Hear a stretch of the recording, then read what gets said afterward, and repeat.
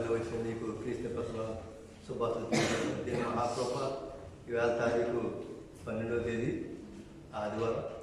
అయితే దీని మహాకృప వల్ల జనవరి నెలలో ప్రారంభించిన మొదటి నూతన సంవత్సర ఆరాధనలో సంఘంలో పాల్గొన్నాం. మళ్ళీ 5వ తేదీన ఆరాధనలో పాల్గొన్నాం. ఇది 12వ తేదీ అంటే 3 ఆరాధన సంఘంలో మనం చేసుకొని తెలుసుకోవచ్చు చెప్పండి. అదే ఆదివారం 4వ వచ్చాయి కానీ ఈ జనవరి నెలలో అయితే పిల్లల 5 వారాలు సంఘంలో దేవుడు మహింపచ్చినట్టు దేవుడు కృప చూపాడు.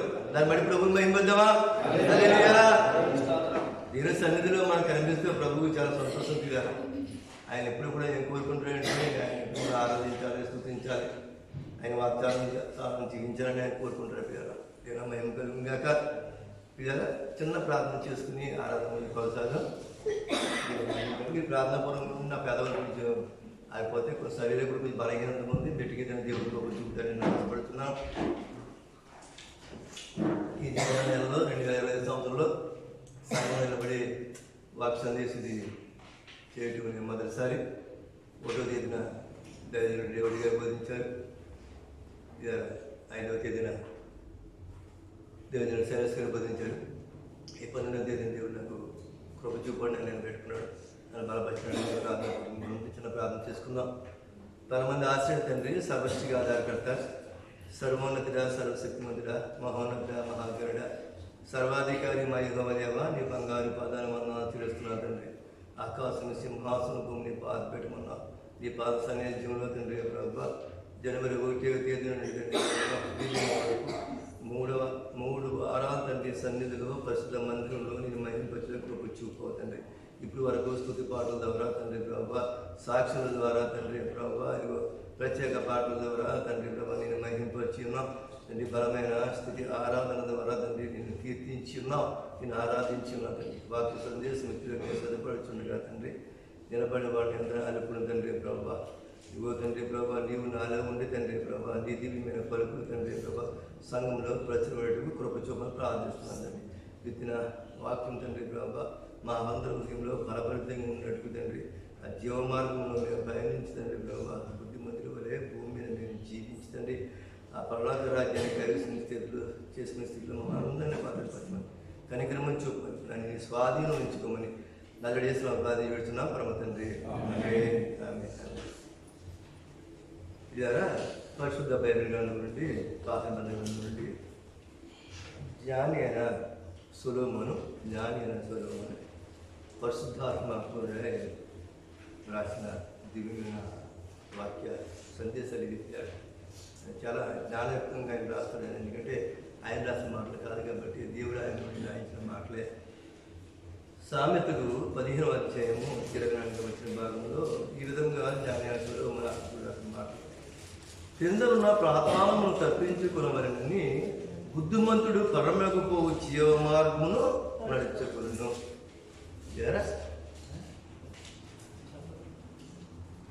కిందనున్న పాతాళమును తప్పించుకున్నవరని బుద్ధిమంతుడు పరమకుపోవు జీవ మార్గమున నడుచుకుంటాడు. ఆ జీవిత పర్యాంతము నడుచుకుంటాడు.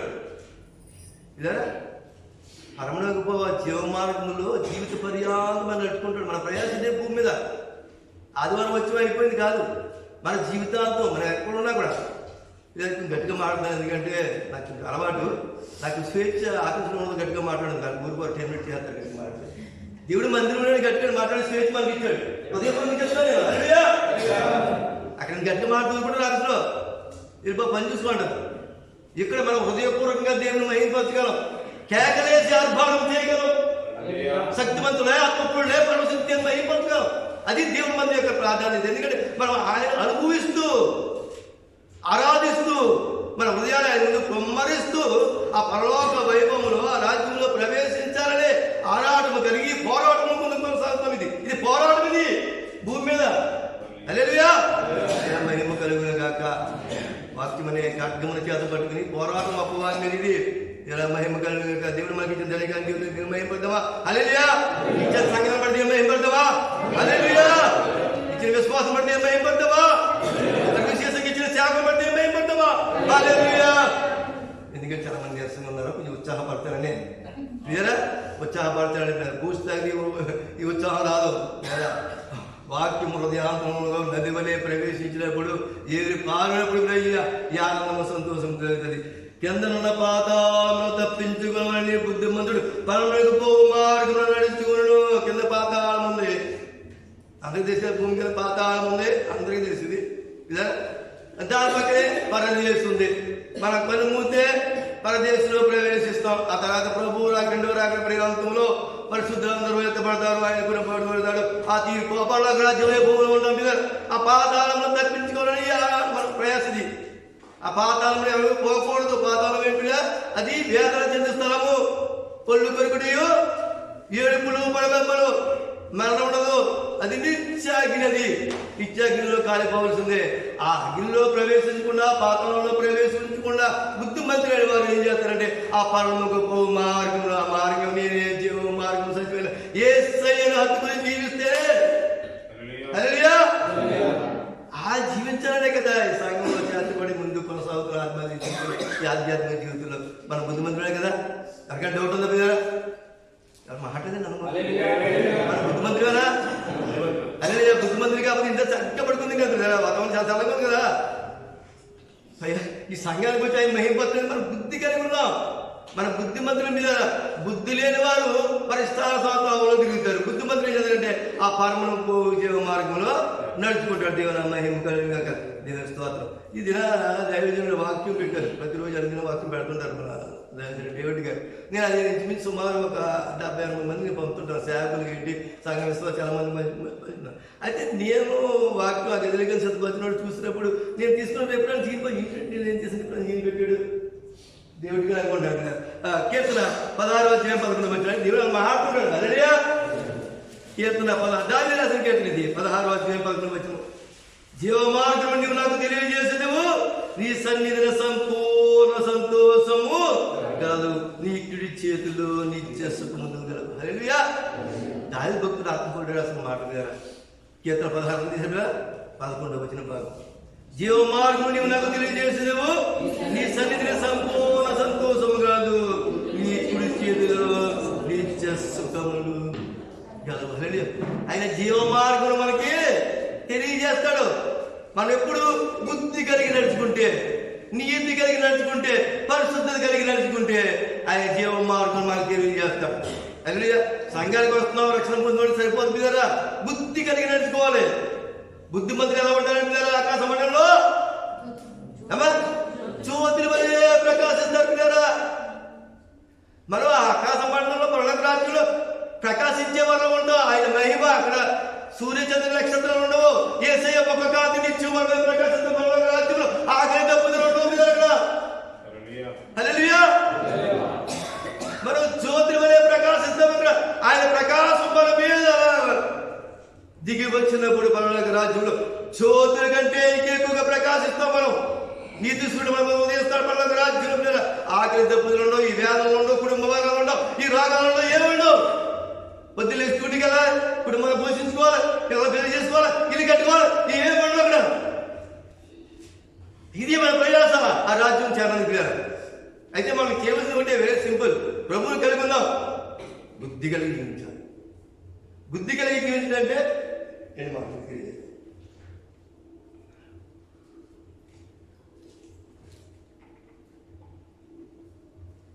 దేవుని మహిమ కలుగుగాక. ఎప్పుడైతే మనం ఆయన ప్రేమిస్తామో, దేవుణ్ణి ఎప్పుడైతే మనం హృదయపూర్వకంగా ప్రేమిస్తామో తప్పకుండా ఆయన ఆజ్ఞ మనం పాల్గొంటాం. తప్పకుండా ఆయన ఆజ్ఞ మనం భూమి మీద నెరవేరుస్తాం. ఆయన చెప్పినట్టు మనం జీవిస్తాం. ఎప్పుడైతే మనం హృదయపూర్వకంగా ప్రేమిస్తామో, నా కుమార్తెను హృదయపూర్వకంగా ప్రేమిస్తాను కాబట్టి తను ఇండియా పక్కన చాలా బాధపడుతున్నాను. భవిష్యత్తు అంటవా దేవుడు చూసుకుంటాడు అని తెలుసు. అయితే నాకు దేవుడి కృపలు మీ అందరి ప్రార్థన వల్ల, కుటుంబ ప్రార్థన వల్ల, భార్య చేసే ప్రార్థన వల్ల అక్కడ దేవుడి భవిష్యత్తు ఏర్పడిపోతున్నాడు. అది డౌట్ లేదు, దానికి డౌట్ లేదు కదా. ఎప్పుడైతే మనం ఎక్కువగా మనం దేవుని ప్రేమిస్తాం, ఆయన ఆజ్ఞలు మనం గైకుంటాం, ఆయన పరిచయం మనం ఇష్టపడతాం, ఆయన చిత్తానుసారం మనం జీవిస్తాం. 97 కీర్తనలు అద్భుతంగా మాట్లాడుతుంది. 97 కీర్తనలో నేను పలుమార్లు మీకు చెప్పాను, నేను చెప్పిన ముందు కొనసాగుతాను. మొదటి మాట అది చదివిన తర్వాత మనం 14, 15, 16 వచ్చిన చదువుకుందాం. మహోన్నతుల చోట నివసించేవాడే సర్వశక్తి నేను విశ్రమించేవాడే. మనం ఏం చేయట్లేదు? మహోన్నతుడు యెహోవా దేవుడు. మహోన్నతుల చోట నివసించేవాడే సర్వశక్తిమంతుడే నేడను సర్వశక్తిమంతుడే యేసయ్య. మహోన్నతుల చోట నివసించేవాడు సర్వశక్తి నేను విశ్రమించేవాడు. చక్కగా విశ్రమిస్తాం. అసలు ఏ చీకు చింత ఉండదు. ఒక ఉన్నా నా దేవుడు చూసుకుంటాడనే మనకి ధైర్యం కలిగి జీవితాం. మహోన్నత ఇది మన మోసే రసం కట్టిన 90 కట్టిన 91 కట్టిన కూడా మోసే ఆత్మూల కట్టిన మహోన్నతుల చాటు నివసించేవాడే సర్వశక్తి నాడు నేను విస్మరించేవాడు. 14, 15, 16 వచనాల్లో అతడు నన్ను ప్రేమించుచున్నాడు గనుక అమ్మా మొదటిగా మనం చేయవలసింది ఏంటి కదా? అతన్ని ప్రేమింతే అంటే సృష్టికర్త సర్వేశ్వరుడు జగదరక్షకుడు మన కన్న తండ్రి యెహోవాని మనం ప్రేమిస్తే ఆయన్ని మనం ఎటువంటి ఇబ్బంది లేదా తప్పిస్తాడు. భూమి మీద విశేషంగా ఆ పాతాలను మనం తప్పించి ఆ జీవ మార్గం ఉన్నటువంటి నడిపించి పరలోక రాజ్యాన్ని మనం చేస్తాడు. హల్లెలూయా. మనం ఏం చేయాలంటే మొదటిగా మనం చేయవలసింది క్రైస్తవ జీవితంలో మొదటగా ఆయన ప్రేమించేవారు ఉండాలి. మన పిల్లలు బహుగా ప్రేమిస్తాం. మంచిదే దేవుడు అని చెప్పట్లేదు, ప్రేమించదని చెప్పట్లా. మన కుటుంబాన్ని బహుగా ప్రేమిస్తాం, మనకు ఆప్యాయ వారు బహుగా ప్రేమిస్తాం, మనకి ఇష్టమైన వారు బహుగా ప్రేమిస్తాం. అందుకే మొదటిగా మనం చేయవలసింది ఏంటంటే వీటన్నిటికంటే మేము ఆయన దేవుడు అందుకంటే నాకంటే నేను ఎక్కువగా ప్రేమించుతాను. పరిశుద్ధ వాక్యం విడమొత్తున్న మాట్లాడలేదు కాదు. ఇవి పరిశుద్ధ వాక్యం తేటంగా మన మధ్య దేవుడు మాట్లాడుతున్న మాటలు దేవుడు మాట్లాడిన మాటలు. అతడు నన్ను ప్రేమించుతున్నాడు కనుక అతను నేను తప్పించుతాను.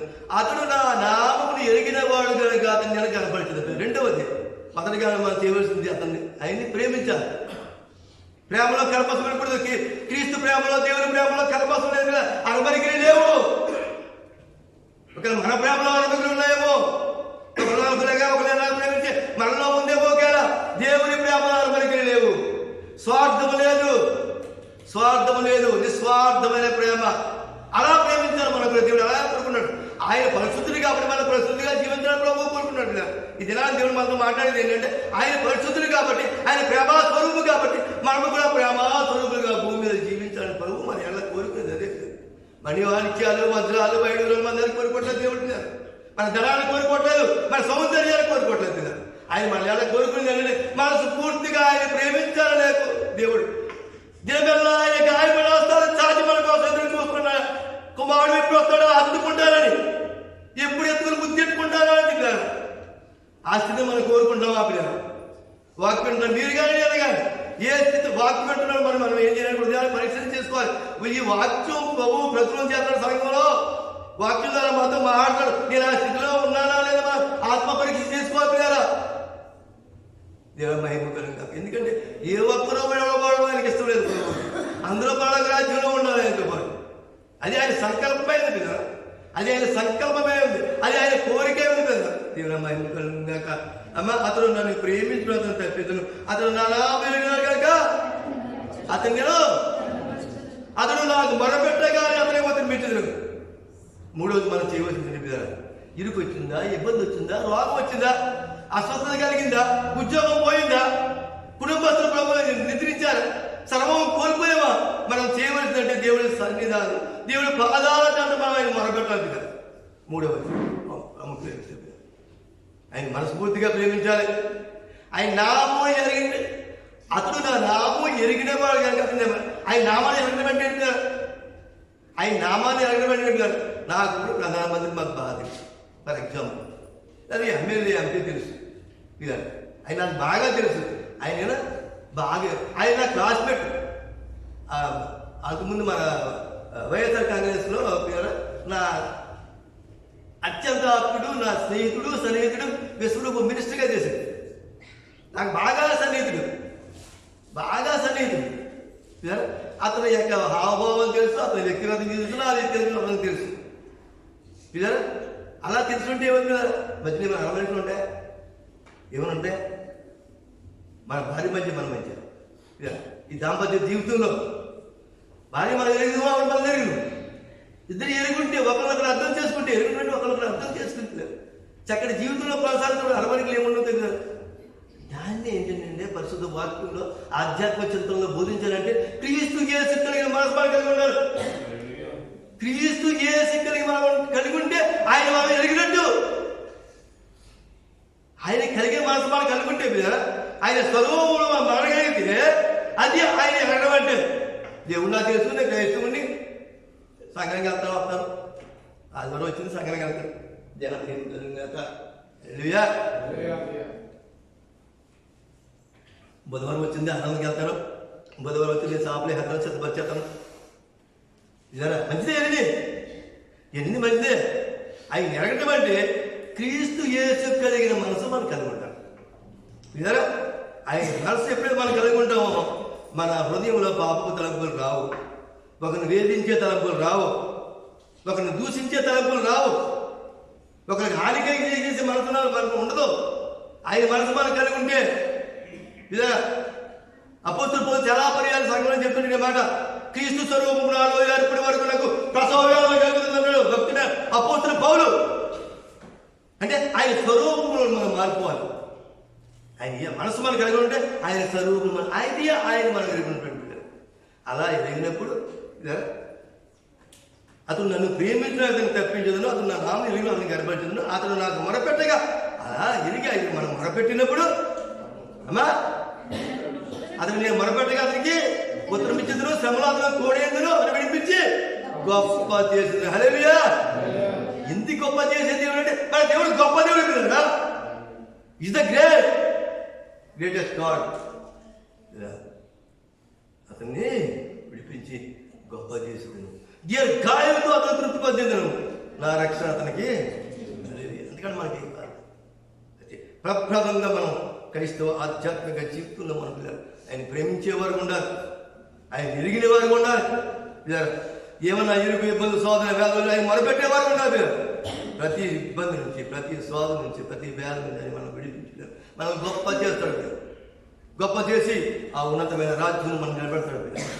ఎన్నికలుగా అలడియా విడిచేత పైకి చెప్తావా నేను స్తోత్రం చెప్పండి. బండి వెళ్ళిపోతుంటది, నీటి జీవ బండిది ఇదరా. అయితే సేవకులు ఎప్పుడప్పుడు అంటారు జీవం గల బండిలో కాళ్ళలో ప్రయాణం చేస్తున్నారు, ఆయిల్ అయిపోతే ఆగిపోద్ది, ఆయిల్ అయిపోతే బండి ఆగిపోద్ది మనకు మంది. అవునా పిల్లలు? మరి ఇందులో మన ఆత్మ మనలో ఉన్నది కదా జీవ బండి, ఉద్యోగం కదా నడుపుతాడు. దేవుని ఆత్మ మనలో ఉన్నది కాదు, ఒక శరీరం బలహీనమైన పిల్లలందరూ వేరే సృష్టి కన్నా భార్య గారు అక్కడ మన రోజా గారి మన ఇక్కడ మన లత గారి పిల్లలందరూ కూడా పేరు చెప్పిన అందరూ బలహీనంగా వచ్చి శరీరం బలహీనమే, ఆత్మ బలమైన పిల్లలు. దేవుని ఆత్మ మనలో వచ్చి నడిపిస్తున్నసేపు ఈ జీవం బండి మంచి ఉద్యోగంగా ముందుకి కొనసాగుతూ ఉంటుంది పిల్లలు. అలా కొనసాగానే అయ్యా మనలో ఉద్యోగం వస్తే సమాధులు ఉద్యోగం పిల్లరా. మనం నిద్రపోయే స్థితిలో ఉంటే సమాజం మేలుకోదు, క్రైస్తవుడు నిద్రపోయే స్థితిలో ఉండకూడదు. హల్లెలూయా. మెలుగు ఉండి ప్రార్థన చేయమని పరిస్థితి వాక్యం బోధిస్తుంది, ఎందుకు బోధిస్తుంది? క్రైస్తవుడు నిద్రపోయే స్థితిలో ఉండకూడదు. హల్లెలూయా. మహిమ కలుగుగాక.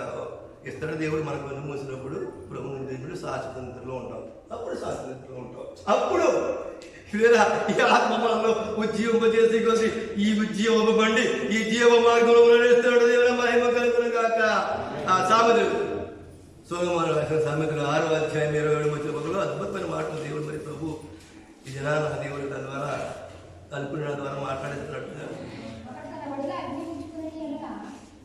అమ్మ సామెతలు 6వ అధ్యాయం 23వ వచనం బాబమ్మ.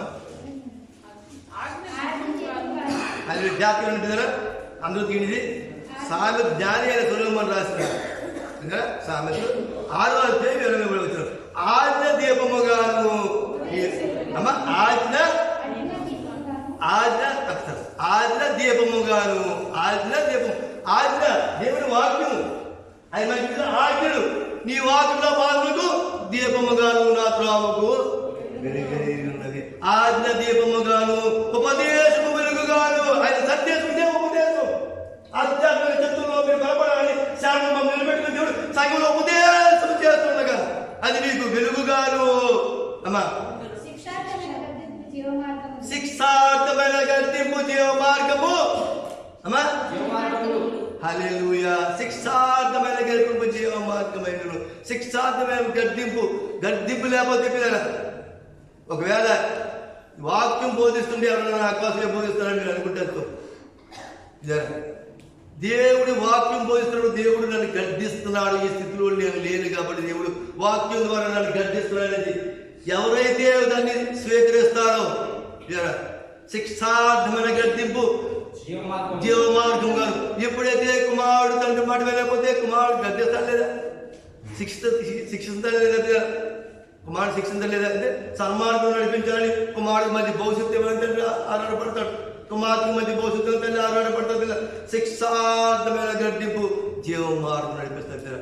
దేవుడు పిల్లరా శిక్షార్థమైన గడ్డింపు తప్పని మనం పిల్లరా ఆయన కోపము నిమిషం మాత్రము, ఆయన ప్రేమ ఆయుష్కాలం ఉంటుంది కదా. ఆయన కోపము ఒకసారి మనం గద్దిస్తుంటాడు దేవుడు పిల్లరా. మనకి త్రోవ చెప్పుకుంటాడు, కుమారుడు కుమారుడు ఆ త్రోవను వెలకు నువ్వు, ఆ త్రోవలో నాశనం ఉంది, జీవ మార్గం పైన చెప్పి ఒకసారి దేవుడు మనం గద్దిస్తాడు. శిక్షార్థమైన గద్దింపు అది జీవ మార్గం మీద, దాన్ని మన జీవ మార్గంగా ఆ గద్దింపును వాక్యం ద్వారా సేవకులు తండ్రులు మేము బోధిస్తున్నప్పుడు ఆ గద్దింపులు మీరు ఏం చేయాలంటే స్వీకరించి కదా. మనలో ఉన్న బలహీనతలు ఏమన్నా ఉంటే దాన్ని తీసివేసుకుని కదా, వాక్యానికి వ్యతిరేకమైన ఏమన్నా క్రియలు మనలో ఉంటే పరిశుద్ధపరుచుకుని పిల్లలు మనలకు రాజ్యం చేరుకునే ఆ జీవ మార్గంలో మనం పయనించాలి. దేవుని మహిమగాక హల్లెలూయా. మత్తయి సువార్త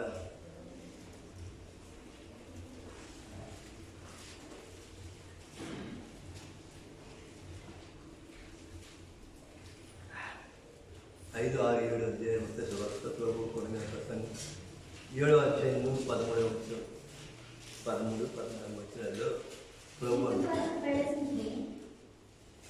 జాతకాలు ఇరుకు మార్గమున ప్రవేశించుడి, ఇరుకు మార్గమున ప్రవేశించుడి, నాశనములకు పోవు మార్గము వెడల్పును, ఆ దారి ఇరుకు మార్గమున అంటే ఇరుకు ద్వారమున పోవు ప్రవేశించుడి, ఆ దారి అమ్మా వెడల్పును దేవుని ఒక్క నిమిషం నేను చదువుతాను. మత్తయి సువార్త 7వ అధ్యాయం 13, 14.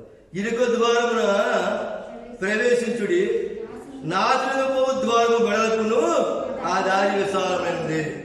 మనం ఇరుకు ద్వారం ప్రవేశించినందుకు ఆ ద్వారంలో ప్రవేశించేందుకు మనం సిద్ధంగా ఉండాలి. పరలోక రాజ్యానికి పోయే మార్గం అది ఇరుకు మార్గం. శ్రమకుండా ప్రయత్నం వెళ్ళవలసిందే. శ్రమకుండా నాశనము మార్గము వెడల్పును, అది విశాలమైనది, దాని ద్వారా ప్రవేశించేవారు అనేకులు. దాని ద్వారా ప్రవేశించేవారు ఆ వెడల్పు మార్గంలో విశాల మార్గంలో ప్రవేశించేవారు అంటే ఈ లోకవాసుల్లో జీవిస్తూ దేవునికి దూరమై సత్యదేవుడిని తెలుసుకోకుండా జీవ మార్గంలో ప్రవేశించకుండా ఆ ఇరుకు మార్గంలో ప్రవేశించడానికి ఇష్టపడక విశాలమైన మార్గంలో విశాల ప్రపంచంలో సుఖభోగాలతో వర్ధిల్లుతూ ఎవరైతే ఈ లోకాశంలో పడిపోయి జీవిస్తున్నారో ఈ లోకాశంలో వారు పడిపోయి జీవిస్తున్నారో వారి మార్గం అది నాశనములకు దారి చేస్తున్నది. అది నాశనం 14 వచ్చిన భాగం. జీవ మార్గం పోవు ద్వారము ఇరుకును, అది సంకుచితమై ఉన్నది. జీవ మార్గము పోవు మార్గం అది ఇరుకు. సాక్షాత్ చేసి చెప్పిన మాట. జీవ మార్గంలో పో మార్గము ఇరుకు, అది సంకుచితమైనది. చాలా మంది ఈ విషయంలో అందరికీ తెలుసు. క్రైస్తవ సంఘంలో చేర్చబడి సంఘం అందరికీ తెలుసు. ఇది ఇరుకు మార్గంలో పో మార్గము అది జీవ మార్గము. అక్కడికి వచ్చి తెలుసుకుంటారు. సంకోచం అనుభవిస్తారు. ఎందుకు తెలియదు, వాళ్ళు సంకుచిస్తారు. వాళ్ళు వెళ్ళాలా వద్దు. ఎందుకంటే లోకం వైపు మనసు మారుతుంటుంది, లాగుకుంటుంది. లోకం వైపు మనసు మారుతుంటుంది. ఎందుకంటే అది విశాలమైనది. సుఖభోగాలు ఉంటాయి లోకంలో. ఇష్టానుసారం స్వేచ్ఛగా జీవించవచ్చు, ఇష్టానుసారం జీవించవచ్చు. అది నాశనం పోయే మార్గం కాబట్టి. ఇది ఇరుకు మార్గము, పరమకు పోయే మార్గం కాబట్టి ఇందులో ప్రవేశించినందుకు ఎందుకు చాలా మంది పిల్లలు దేవుని మహాకృపలు. అటువంటి వారు సంఘంలో లేకపోతే దేవుడికి హృదయపూర్వక వందనాలు తెలుపుతారు.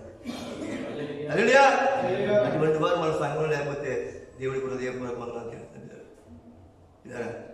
సంకోచించడం. తెలుసు క్రీస్తు ద్వారానే పరలోకి వెళ్తాను, పరిశుద్ధంగా జీవితే పరలోకానికి వెళ్తాను అన్నీ తెలుసు. చెప్తుండే నాకు తెలియదు, ఇది నాకు తెలీదా, వెళ్ళ చెప్పాలా అనుకునే చాలామంది సమాజం. మీరు కాకపోవచ్చు, ఒకవేళ మాకు తెలీదా ఈ విషయాలు, చిన్నప్పటి నుంచి వింటున్నావే కదా, చిన్నప్పటి నుంచి ఒకరు కలిసిపోయి ఉన్నాం. అటు కాదు ఇటు కాదు, 2 పడవ మీద ప్రయాణం చేస్తున్నట్టు కదా. ఓ పడవ మీద కోల ఏమవుద్ది కదా, గట్టిగా గాలి వస్తే ఆ కరెంట్ అలా ఊగితే పడవలు ఎగిపోద్ది. వీడు నీటిలో మునిగిపోతాడు కదా.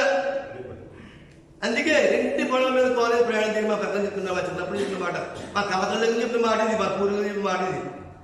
చక్కటి మాటలు ఇవి కదా, పెద్దల మాట మధ్యలో మూటన్నారు. వాడు వాక్యం తెలియకనే హల్లెలూయా.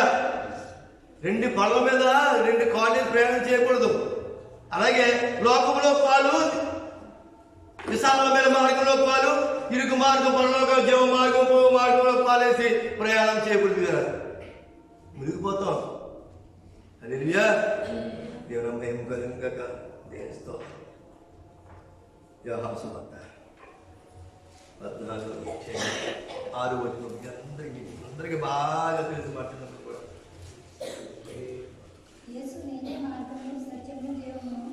యోహాను సువార్త 14:6 యేసే నేనే మార్గమును సత్యమును జీవమును, నా ద్వారా ఎవడు తండ్రి వద్దకు రాడు. హల్లెలూయా.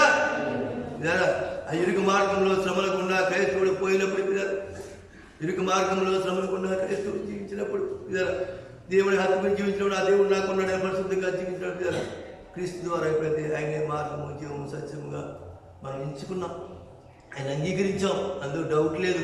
సంఘానికి వస్తున్నాం, సావాసానికి వస్తున్నాం. అయితే ఈ బాటలో, ఈ జీవ మార్గంలో క్రీస్తునే జీవ మార్గంలో మనం మాట్లాడుతూ కదా, ఆ తండ్రి అధిక పరలోక రాజ్యానికి మనం చేరుకుంటాం. దేవుని మహిమ కలుగును గాక. హల్లెలూయా. మన పాట పుస్తకం నుంచి కదా 373 పాట, అందరూ పాట మహిమ పడదామా? 373 పాట దగ్గరగా పాడదామా? చప్పటి పడుతూ పాడదామా? హల్లెలూయా. ఎవరు పాడదాం అనలేదు. హల్లెలూయా. అంత తీసామా? 373 పాట. అమ్మ మీరు చేస్తారు.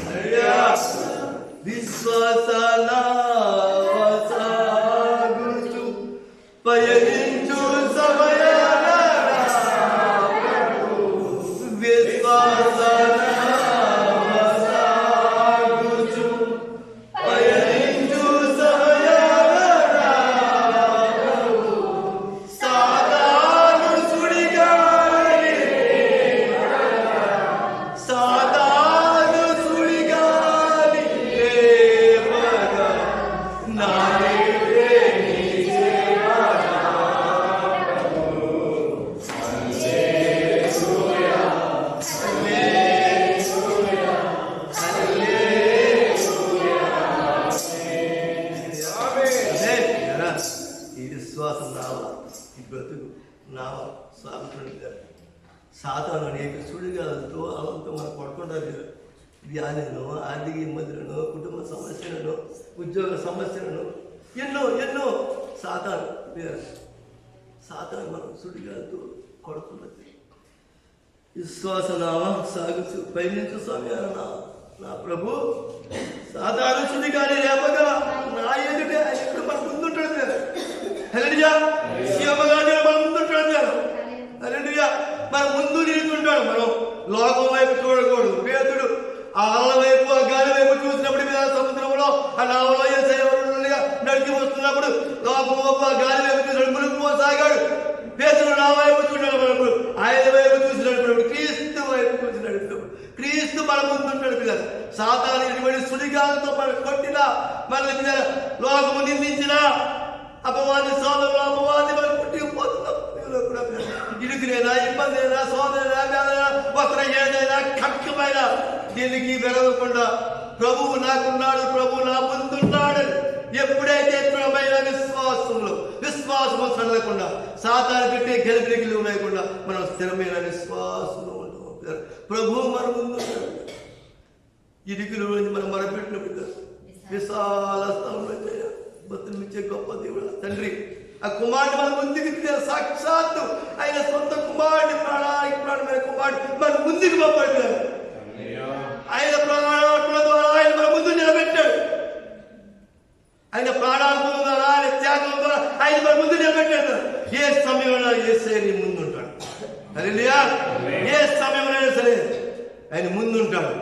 ఆయన ముందుగా మనం పెట్టుకోవాలి. ఆయన శ్వాస జీవితంలో, ఈ ఆధ్యాత్మిక జీవితం ఆయన మనం ముందు పెట్టుకోవాలి. ఎప్పుడైతే ఆయన ముందు మనం పెట్టుకుంటాం పిల్లలు, ప్రతి విషయంలో దేవుడు మనకు హల్లెలూయా. దేవుని మహిమ కలుగుగా. దావీదుడు చాలా భక్తుడు. 10 దావీదు గురించి మనం చెప్తూ ఉంటాం. ఆయనకి అభిషేకం అసలు ముందుకు వెళ్ళలేము.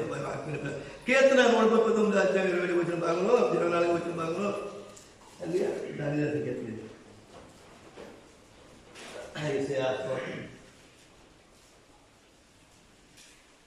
కీర్తన 119 అధ్యాయము 24 వచ్చిన భాగంలో దావీదు మంచి భక్తుడు, మా అందరికీ తెలుసు, ప్రాణప్రియుడు, ఆయనకి ఇష్టానుసారమైన దేవుడికి ఇష్టానుసారమైన మనుషుడైన ఆయన చిరకాలము యెహోవా మందిరంలో నివాసం చేయగలుగున్నాడు. ఆయన నివసించే హృదయం కలిగి ఉన్నాడు. అయినప్పుడు అంత భక్తుడు కూడా ప్రభువు దగ్గర మొరపెట్టుకుంటే ఎలా మొరపెట్టుకుంటాడంటే చూసారా, నీకు ఆయాస్కరమైన మార్గమునదేమో చూడము, నిత్య మార్గం నడిపించు. ఎప్పుడైనా మన ప్రార్థనలు ఉన్నాయి కదా మన జీవితం, ఎప్పుడైనా మన ప్రార్థనలు మన మోకరించిన మన ప్రార్థనలు ఎలా ఉన్నాయా? ఒకవేళ ఎలా లేకపోతే, ఈ విధంగా మన ప్రార్థన లేకపోతే మనం అనుకుంటాం సంఘానికి వెళ్తున్నాం, సావసరంలో నేను పరిశుద్ధంగా జీవించాను, దేవుడు ఎందుకు ఉన్నాను అనుకున్నాం. ఏమో నీ తలపు ద్వారా, నీ మాట ద్వారా, నీ క్రియ ద్వారా ఎవరికైనా హాని చేసేమో, దేవుడికి ఆయాస్కరమైన క్రియలు మనలో ఉన్నాయేమో. దావీదు పరిశీలన చేసుకుంటాడు, దేవుడి దగ్గర మాట్లాడతాడు, ఆయన ప్రార్థిస్తున్నాడు, నీకు ఆయాస్కరమైన మార్గము నా యందున్నదేమో చూడము. దేవుడికి మనం చేస్తాడు కదా. మనం ఎప్పుడైనా ఈ విధంగా మనం చేసావా? దేవుడు మనం అడిగావా? వీఆర్ గ్రేట్ బికాస్ క్రిస్టియన్స్ అనుకుంటామా? ఎందుకంటే వీఆర్ బ్లెస్డ్ పీపుల్ అంట, దీవించబడిన వారు. హల్లెలూయా. మన అనుకుంటాం కదా, దేవుడి స్తోత్రం అనుకోవాలి. We are blessed in the heaven, అది ప్రాముఖ్యం. We are blessed in the heaven. నేను ముందు చేస్తాను, ఇలా వస్తుంటే ఆ బోర్డు సైన్ బోర్డు తీస్తాడు, నాకు చాలా బాధ అయింది.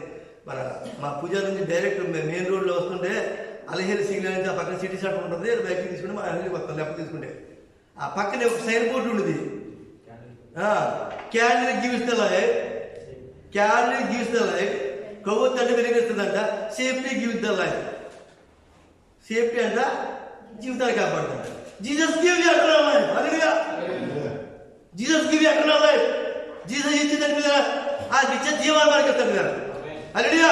ఆ పరలోక రాజ్యం మనకి ఇస్తాడు కదా. దాన్ని గుర్తుపెట్టుకోలేదు ప్రజలు మనం ప్రార్థించే వరకు ఉన్నాం కదా. మన కలిగిన స్థానం అనేక మంది పంచి దావీదు దగ్గర కలిగిన మనసు మన కలిగి మనసు. ఆయనకి ఆయాస్కరమైన మార్గం మన ముందు ఉన్నాయని మీరు కానీ నేను కానీ వాక్యం పొంది నేను కానీ ప్రభువుని మోకరించినప్పుడు ప్రభు దగ్గర మనం అబ్బా నీకు ఆయాస్కరమైన మాటలు ప్రవర్తన ఉంది, నన్ను సరిచేయి, నన్ను సరిచేయి, నీకు ఇష్టడిగా మలుచుకోలేదు. దావీదు తండ్రి నీకు ఇష్టానుసారమే ఏసే నీకు నీ ప్రియకుమార్ నా ప్రియకుమారుడు ఆంధ్ర ఏసే బట్టి సాక్షి ఇచ్చే నా బట్టి సాక్షి తండ్రి నాకన్నా తండ్రి నా యెహోవా నీ పరలోక రాజ్యం నాకు స్వాస్థ్యం దయచేసి. మనం ప్రార్థించేవాడు ఉండాలి, ప్రార్థించేవాడు ఉండాలి. సబ్జెక్ట్ చాలా పెద్దగా నేను ముగించేస్తాను. చాలా పెద్ద ఇంకొక రకంగా చెప్పచ్చు. దినమహిమ పరిశీలన రాసిన పత్రిక 2 వర్షాలు చూపించు. పరిశీలన రాసిన పత్రిక 2వ అధ్యాయము. అపోస్తలుడైన పౌలు ఆత్మపూడే పరిశీలన రాసిన పత్రిక 2వ అధ్యాయము 3వ వచనం. హల్లెలూయా. సత్యం ఏంటంటే బుద్ధి జ్ఞానములు సర్వ సంపదలు ఆయన ఎవరు యేసు యందు గొప్పగా ఉన్నాయి. బుద్ధి కావాలా? మీ పిల్లలకి జ్ఞానం కావాలా? మీకు సంపదలు కావాలా? ఐశ్వర్యం కావాలా? అవి ఎట్లా లేదు, పరలోక రాజ్యం కావాలా? ఎవరు ఎందుకు గొప్పగా ఉన్నాయి? ఆయన ఎందుకు గొప్పగా ఉంది? ఎవరు? క్రీస్తు ఎందుకు గొప్పగా ఉన్నాయి? సుఖదాన సంపన్నుడు ఆయన. ఆయన సుఖదాన సంపన్నుడు, మన కూడా సుఖదాన సంపన్నుడుగా భూమి జీవితంలో ఆశపడుతున్నారు. బుద్ధి జ్ఞానములు సర్వ సంపదలు ఆయన ఎందుకు గొప్పగా ఉన్నాయి. ఆయన దగ్గర మనం వచ్చాం, ఆయన మనం ఆరాధిస్తాం. ఇవన్నీ లక్షణాలు మనలో గుర్తుపై ఉండాలి. హల్లెలూయా. అలా ఉంటేనే మన పరలోక రాజ్యం చేరుకున్నారు. లేకపోతే ఈ ప్రయాసం అంతా వృధా కదా. ఈ ప్రయాసం అంతా వృధా కదా పిల్లలు. ఈ క్వాలిటీస్లో ఏదో అయిపోయినది. దేవుని మహిమ కలుగును గాక. దేవుని మహిమ దేవుని స్తోత్రం. హల్లెలూయా. యోహాను సువార్త 8వ అధ్యాయం 12వ వచనం ముగించారు. యోహాను సువార్త 8వ అధ్యాయం 12వ వచనం. మరలా యేసు నేను లోకములకు వెలుగును, నన్ను వెంబడించువాడు చీకటిలో నడవక జీవపు వెలుగు కలిగి ఉండని వారితో చెప్పాను. ఈ సందర్భం ఎవరు చెప్పండి మాట మీదారా? శాస్త్రులు పరిచయలు. యోహాను సువార్త 8 మీరు చదివితే ఒక వ్యభిచారంతో పట్టుబడిన స్త్రీ ఆయన తీసుకొచ్చిన ప్రభు దేవుడు. ఈవిడ వ్యభిచారంతో పట్టుబడింది. మరి మోసే ధర్మశాస్త్రం ప్రకారం వాళ్ళు కొట్టి చంపారు కదా. ఏం చేయమంటే ప్రభు ఇలా కింద రాసుకుంటూ భూమి వైపు రాస్తూ ఆయన అంటాడు, మీలో పాపం లేని వాడు ఎవరైనా మొదలుగా అందరూ వెళ్ళిపోతారు. చిన్న పిల్లలతో పెద్దలు అందరూ వెళ్ళిపోతారు. ప్రభు అక్కడే ఉంటాడు. అమ్మా నిన్నెవరో శిక్షించలేదా అని అడుగుతాడు. లేదు ప్రభు అంటాడు.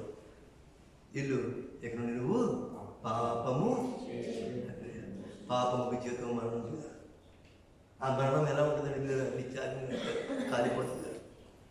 పాపం జీతం ఇక్కడ నుండి పాపం చేద్దాం చెప్తున్నాడు. మనం ఎప్పుడైతే పరిశుద్ధ బాప్తిసం పొంది సంఘంలో చేర్చబడ్డామో పాపానికి దూరం అయిపోతుంది. పరిశుద్ధంగా మనం చూపించారు కదా. యేసు నేనే లోకమునకు వెలుగును, నన్ను వెంబడించి వారు చీకటిలో నడవక జీవపు వెలుగును కలిగి ఉందిరని వారితో చెప్పిన. హల్లెలూయా! మనమందరం ఆయన వెంబడించగల మనందరూ కూడా జీవపు వెలుగు కలిగి ఉన్నాం. హల్లెలూయా! జీవపు వెలుగులో మనం జీవిస్తున్నాం పిల్లరా. పరలోక రాజ్యాన్ని మనం తప్పకుండా స్వాగతించుకుంటాం పిల్లరా. దేవుడు మహిమ కలిగి ఉన్నాక అటువంటి కృపలో దేవుడు మనం భద్రపరచాలని మనసారా కోరుకున్నాం పిల్లరా. సామెతలు 15:24 మన జ్ఞానాంశము కదా. క్రిందనున్న పాతాళంలో తప్పించుకున్నామని బుద్ధిమంతుడు పరమునకు పోవు జీవ మార్గమున నడుచుకున్నాము. హల్లెలూయా! మనం బుద్ధిమంతులుగా ఉన్నాం.